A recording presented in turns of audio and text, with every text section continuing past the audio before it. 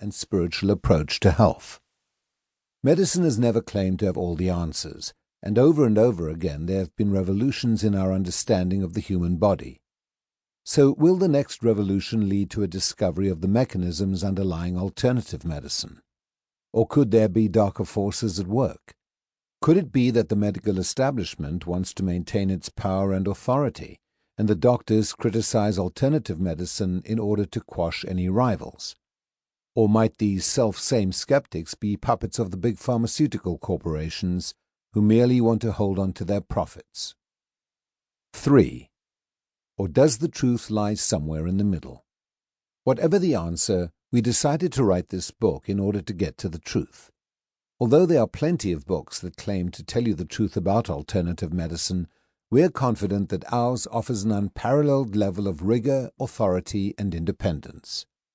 We are both trained scientists, so we will examine the various alternative therapies in a scrupulous manner.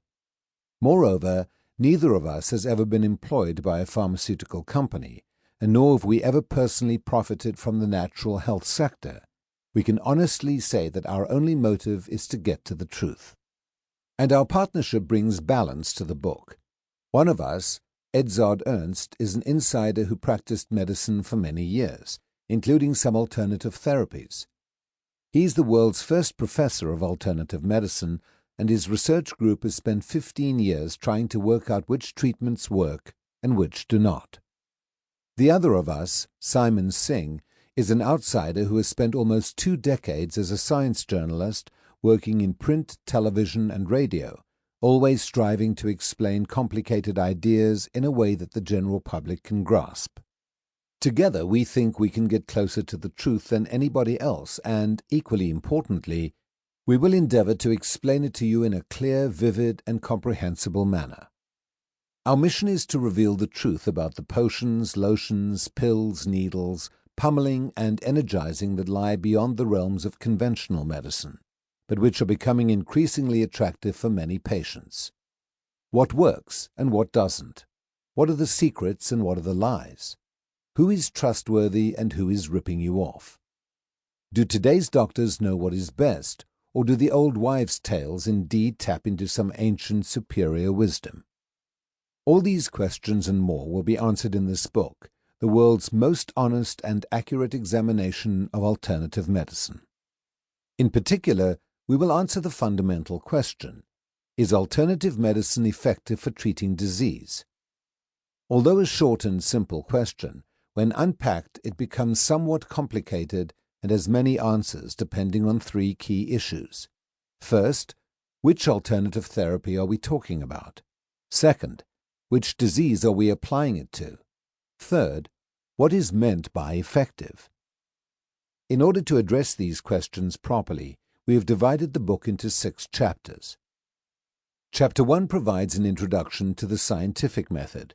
It explains how scientists, by experimenting and observing, can determine whether or not a particular therapy is effective.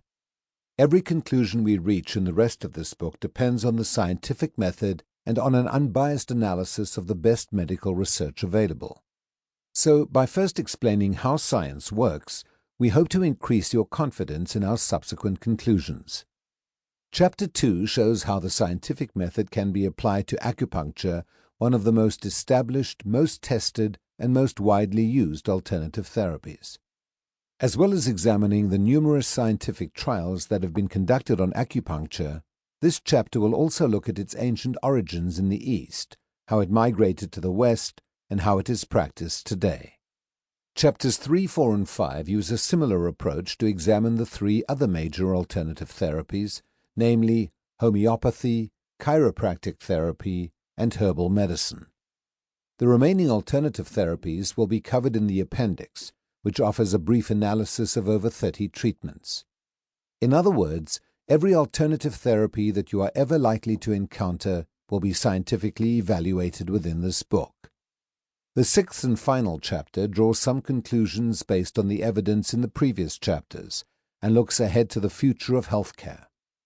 If there is overwhelming evidence that an alternative therapy does not work, then should it be banned, or is patient choice the key driving force? On the other hand, if some alternative therapy